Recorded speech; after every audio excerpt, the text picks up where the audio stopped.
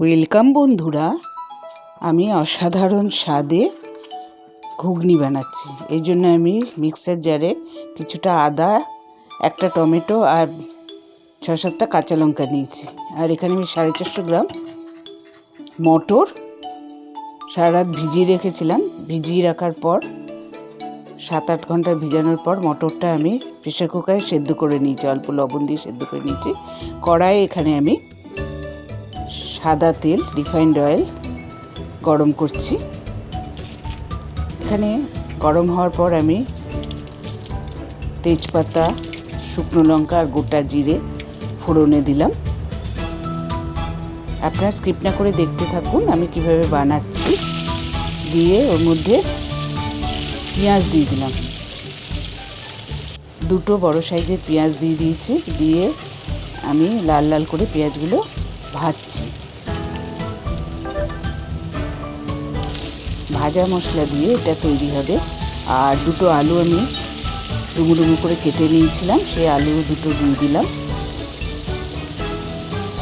দিয়ে ভাজা ভাজা করছি, করে আমি কিছুক্ষণের জন্য মিডিয়াম টু লো ফ্লেমে ঢেকে রেখেছিলাম, আলুটা যাতে সেদ্ধ হয়ে আসে আর ভাজা ভাজা সুন্দরভাবে হচ্ছে। এবারে ওখানে একটা টমেটো পেস্ট করেছি আর এখানে একটা বড় টমেটো দিয়ে দিয়েছি কড়াইয়ের মধ্যে, আর স্বাদ মতো লবণ দিয়েছি।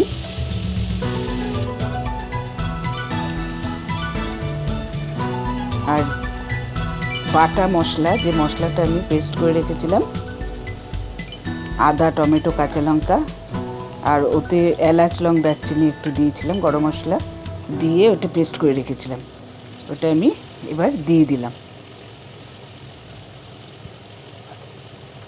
মিক্সার জারে জল নিয়ে আমি একটু দিয়ে দিয়েছি এর মধ্যে। দিয়ে আমি সব ভালো করে কষিয়ে কষিয়ে রান্না করছি।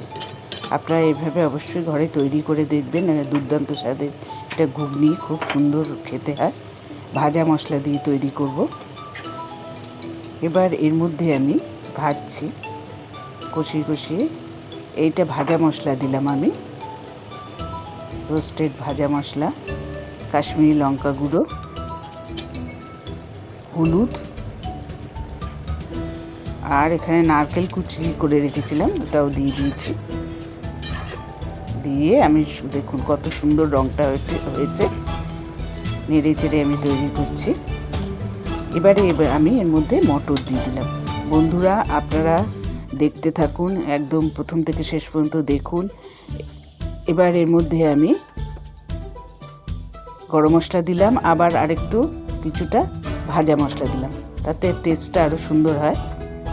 পরে আগেও দিয়েছিলাম, আবার নামানোর আগে ভাজা মশলা দিলাম, ধনেপাতা দিলাম। অবশ্যই আপনারা সাবস্ক্রাইব করবেন, সাবস্ক্রাইব করলে নতুন রেসিপি আমার দেখতে পারবেন। লাইক শেয়ার করবেন। আমার ঘুগনি তৈরি হয়ে গেছে। এভাবে করে আপনারা খেয়ে দেখবেন।